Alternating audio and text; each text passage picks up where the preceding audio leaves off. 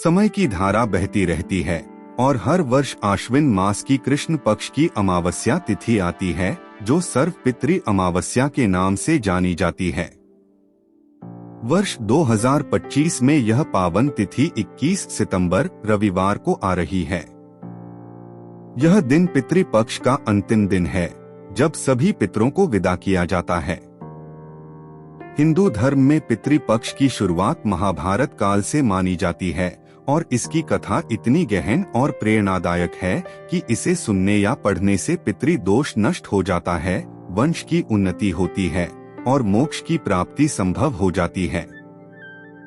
कल्पना कीजिए, एक छोटे से गांव में जहां नदी के किनारे एक पुराना मंदिर खड़ा है। वहां रहने वाले एक परिवार में दादाजी अपनी पोते पोतियों को घेर कर बैठे हैं। बाहर बारिश की फुहारें गिर रही हैं और आकाश में घने बादल छाए हैं। आज 21 सितंबर 2025 है, सर्वपितृ अमावस्या का दिन। परिवार ने सुबह ही गंगा स्नान किया है, पितरों के लिए तर्पण किया है और अब दादाजी कथा सुनाने वाले हैं। बच्चों, वे कहते हैं, यह कथा न केवल पितृपक्ष की शुरुआत बताती है, बल्कि सर्वपितृ अमावस्या की महिमा भी प्रकट करती है। सुनो ध्यान से, क्योंकि यह सुनने से तुम्हारे 7 पीढ़ी के पितर तृप्त होंगे। और इस प्रकार कथा आरंभ होती है। यह कथा पुराणों से ली गई है, गरुड़ पुराण, विष्णु पुराण और महाभारत से प्रेरित। हम इसमें कर्ण की कथा, जोगे भोगे भाइयों की कहानी और अक्षोदा की तपस्या की पूरी घटना को विस्तार से वर्णन करेंगे। अध्याय 1, पितृपक्ष की उत्पत्ति, कर्ण की अमर कथा। महाभारत का युद्ध समाप्त हो चुका था। कुरुक्षेत्र का मैदान रक्त से लाल हो चुका था और हवा में अभी भी तलवारों की टकराहट की गूंज सुनाई दे रही थी। युधिष्ठिर राजा बन चुके थे, लेकिन उनके हृदय में एक गहन शोक व्याप्त था। उनके बड़े भाई कर्ण, जो सूर्य पुत्र थे, अब इस संसार में नहीं थे। कर्ण की मृत्यु ने न केवल पांडवों को प्रभावित किया, बल्कि समस्त देवलोक को भी। कर्ण की आत्मा स्वर्गलोक पहुंची। वहां इंद्रदेव, जो कर्ण के शत्रु रहे थे, स्वयं उपस्थित हुए। स्वर्ग के द्वार पर सोने के महल खड़े थे, जहां अप्सराएं नृत्य कर रही थीं। कर्ण को एक स्वर्ण सिंहासन पर बिठाया गया और उनके सामने अनगिनत सोने के बर्तन, हीरे जवाहरात और धन समृद्धि के ढेर लगाए गए। कर्ण ने आश्चर्य से इंद्र की ओर देखा।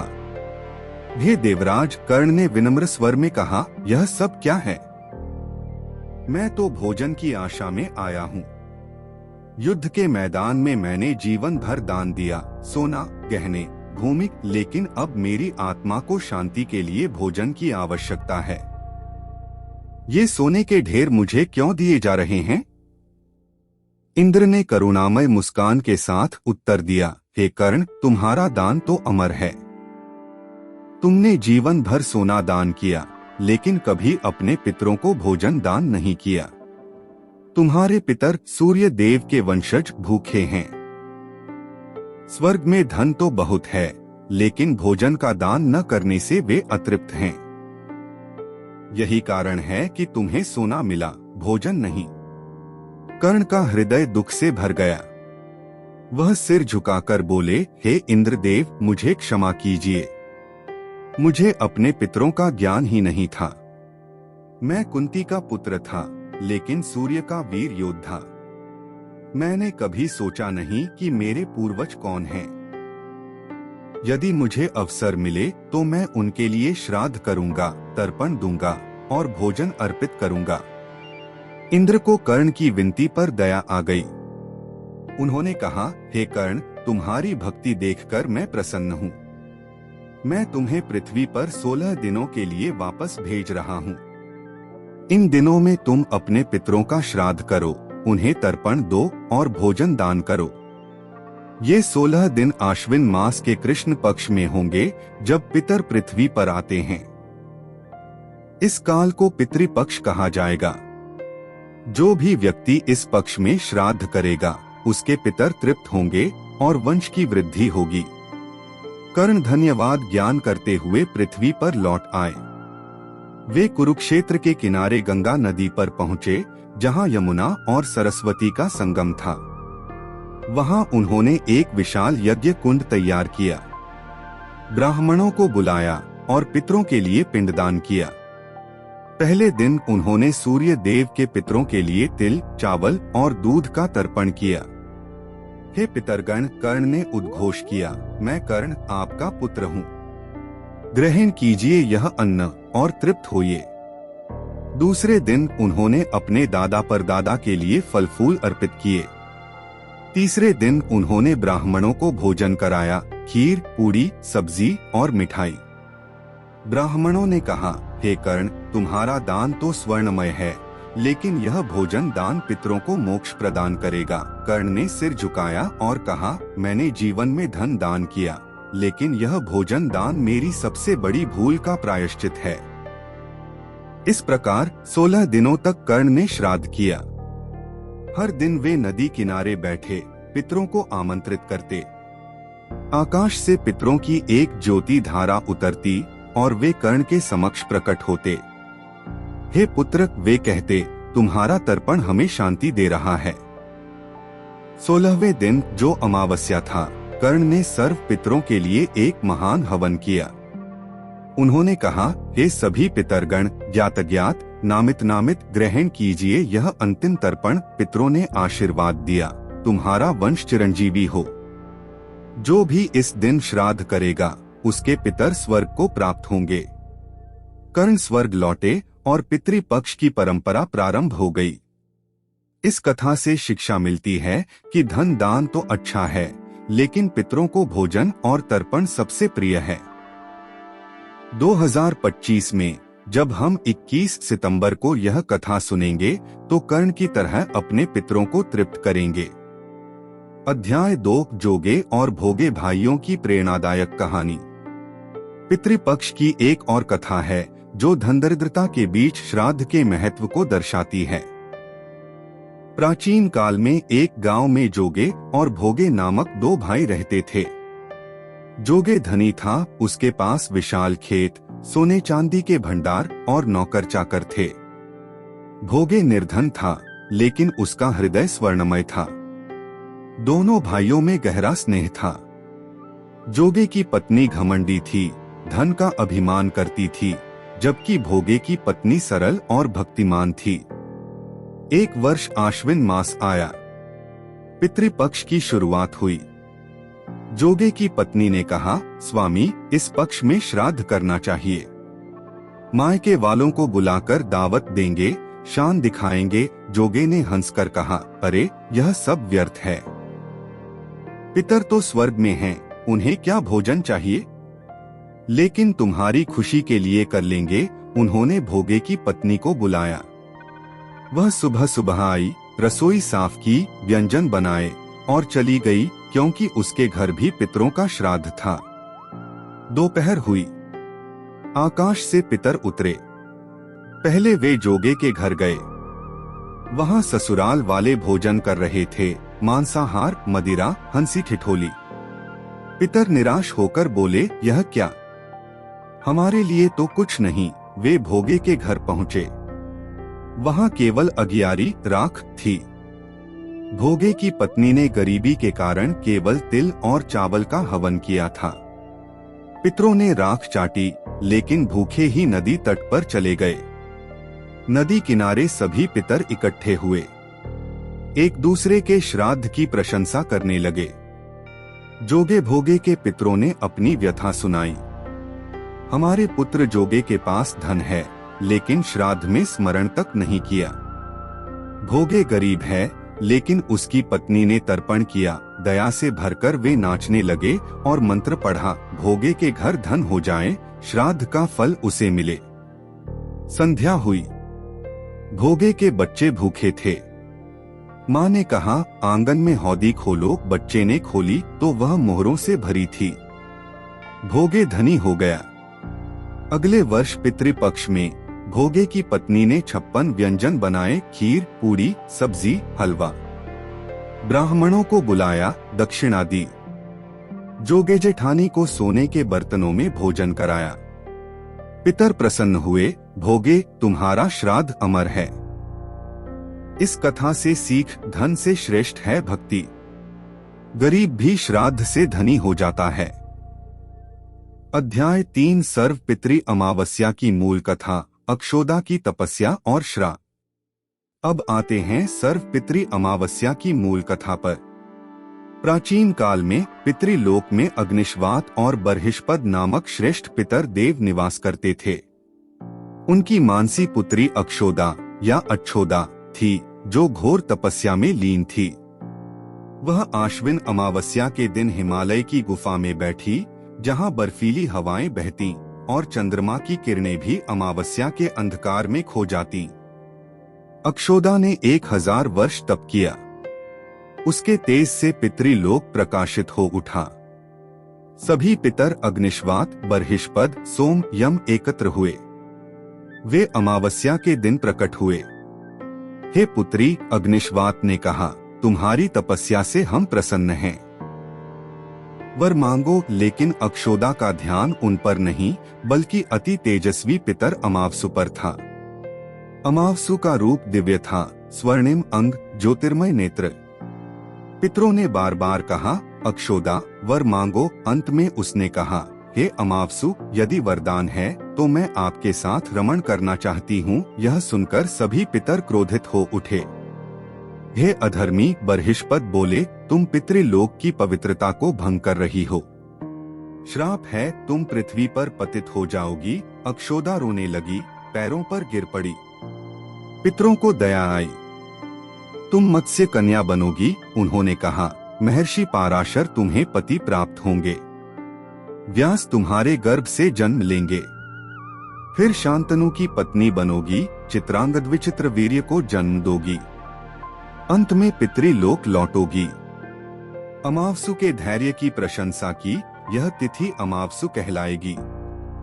जो श्राद्ध न कर पाए वह इस दिन करे। सभी तिथियों का फल मिलेगा। तभी से सर्व पितृ अमावस्या प्रारंभ। अक्षोदा मत्स्य रूप में जन्मी, सत्यवती बनी, व्यास की मां। यह कथा पितृ भक्ति सिखाती है। युधिष्ठिर ने कृष्ण से पूछा, पितरों की तिथि अज्ञात हो तो? कृष्ण बोले, अमावस्या पर तर्पण करो। विष्णु ने ऋषियों को कहा, सर्व पितृ तर्पण से सभी तृप्त। 21 सितंबर 2025 को स्नान, तर्पण, दान। कथा सुनने से पितृ प्रसन्न। सर्व पितृ अमावस्या 2025 की पूजा विधि को विस्तार से समझाने के लिए मैं आपको एक सरल और प्रामाणिक विधि बताऊंगा, जो हिंदू शास्त्रों जैसे गरुड़ पुराण और विष्णु पुराण और प्रचलित परंपराओं पर आधारित है। यह विधि विशेष रूप से 21 सितंबर 2025 रविवार को होने वाली आश्विन अमावस्या, सर्व पितृ अमावस्या के लिए है। यह दिन पितृपक्ष का अंतिम दिन होता है, जब सभी पितरों ज्ञात का श्राद्ध और तर्पण किया जाता है। यदि किसी कारणवश पितृपक्ष की अन्य तिथियों पर श्राद्ध न हो सका हो, तो इस दिन सभी पितरों के लिए तर्पण किया जा सकता है। नीचे पूजा की पूरी विधि दी गई है, जो सामान्य और संक्षिप्त है, ताकि सभी इसे आसानी से समझ सकें। सर्व पितृ अमावस्या 2025 की पूजा विधि को विस्तार से समझाने के लिए मैं आपको एक सरल और प्रामाणिक विधि बताऊंगा, जो हिंदू शास्त्रों जैसे गरुड़ पुराण और विष्णु पुराण और प्रचलित परंपराओं पर आधारित है। यह विधि विशेष रूप से 21 सितंबर 2025 रविवार को होने वाली आश्विन अमावस्या, सर्व पितृ अमावस्या के लिए है। यह दिन पितृपक्ष का अंतिम दिन होता है, जब सभी पितरों ज्ञात का श्राद्ध और तर्पण किया जाता है। यदि किसी कारणवश पितृपक्ष की अन्य तिथियों पर श्राद्ध न हो सका हो, तो इस दिन सभी पितरों के लिए तर्पण किया जा सकता है। नीचे पूजा की पूरी विधि दी गई है, जो सामान्य और संक्षिप्त है, ताकि सभी इसे आसानी से समझ सकें। सर्व पितृ अमावस्या 2025 पूजा विधि। 1. प्रस्तुति और तैयारी। समय सर्व पितृ अमावस्या 21 सितंबर 2025 रविवार को है। पूजा का शुभ मुहूर्त आमतौर पर दोपहर में होता है, जिसे कुतुब मुहूर्त प्रायः सुबह के 11:30 बजे से दोपहर के 12:30 बजे या रोहिणी मुहूर्त दोपहर के 12:30 बजे से दोपहर के 1:30 बजे कहा जाता है। स्थानीय पंचांग के अनुसार समय की पुष्टि करें। स्थान पूजा घर के स्वच्छ स्थान पर या नदी जलाशय के किनारे करें। सामग्री: तिल, काले और सफेद जौ, चावल, दूध, जल, कुशा, पवित्र घास। पितरों के लिए पिंड बनाने हेतु आटा, चावल का आटा, शहद और दूध। ब्राह्मण भोजन के लिए खीर, पूड़ी, सब्जी, हलवा, दक्षिणा, नकद वस्त्र। ताम्र चांदी का पात्र, लोटा, थाली, कपड़ा, लाल सफेद, अगरबत्ती, दीपक, कपूर। पितरों के नाम और गोत्र की जानकारी यदि उपलब्ध हो। व्रत: इस दिन व्रत रखना शुभ माना जाता है। व्रत में सात्विक भोजन बिना लहसुन प्याज ग्रहण करें या निराहार रहें। 2. स्नान और शुद्धिकरण: सुबह जल्दी उठें और स्नान करें। यदि संभव हो किसी पवित्र नदी जैसे गंगा, यमुना या जलाशय में स्नान करें।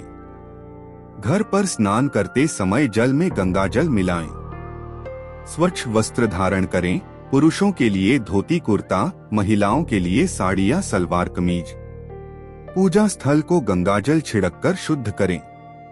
3. संकल्प: पूजा स्थल पर पूर्व या दक्षिण दिशा की ओर मुख करके बैठें। दक्षिण दिशा पितरों की दिशा मानी जाती है। हाथ में जल, तिल और कुशा लेकर संकल्प करें। संकल्प का उदाहरण: मैं अपना नाम, गोत्र, अपना गोत्र आज आश्विन कृष्ण अमावस्या को अपने पितरों की तृप्ति के लिए श्राद्ध, तर्पण और दान करती हूँ। मेरे सभी पितर ज्ञात अज्ञात तृप्त हों और मुझे आशीर्वाद प्रदान करें। यदि गोत्र या पितरों के नाम अज्ञात हों, तो सामान्य संकल्प करें। सभी पितृगण जो मेरे वंश से संबंधित हैं, उनके लिए यह श्राद्ध समर्पित है। 4. पितृतर्पण: स्थान नदी किनारे या घर पर जल से भरे पात्र के पास बैठें। विधि: दक्षिण दिशा की ओर मुख करें। यज्ञोपवीत जनेऊ को दाएं कंधे पर रखें। उपवीत स्थिति: एक ताम्र चांदी के पात्र में जल, दूध, तिल और जौ मिलाएं। कुशा को दाहिने हाथ की अनामिका और अंगूठे के बीच रखें। मंत्र पढ़ते हुए तर्पण करें। पिता के लिए पितृभ्यः स्वधायभ्यः स्वधा नम जल अर्पित करें। माता के लिए मातृभ्यः स्वधायभ्यः स्वधा नम। सभी पितरों के लिए सर्वपितृभ्यः स्वधायभ्यः स्वधा नम। यदि नाम गोत्र मालूम हो तो प्रत्येक पितर का नाम लेकर तर्पण करें। उदाहरण: नाम गोत्राय स्वधानम। जल को धीरे धीरे दक्षिण दिशा में अर्पित करें। विशेष ध्यान: तर्पण में काले तिल का उपयोग अनिवार्य है। यदि किसी पितर की तिथि अज्ञात हो तो इस दिन सभी के लिए सामूहिक तर्पण करें। 5. पिंडदान: पिंड निर्माण: चावल, आटा, दूध और शहद मिलाकर पिंड गोलाकार संरचना बनाएं। प्रत्येक पितर के लिए एक पिंड बनाएं। सामान्यतः 3 पीढ़ियों पिता, दादा, परदादा के लिए। स्थान: कुशा के आसन पर पिंड रखें। यदि नदी किनारे हैं तो वहां पिंड अर्पित करें। मंत्र प्रत्येक पिंड अर्पित करते समय कहें।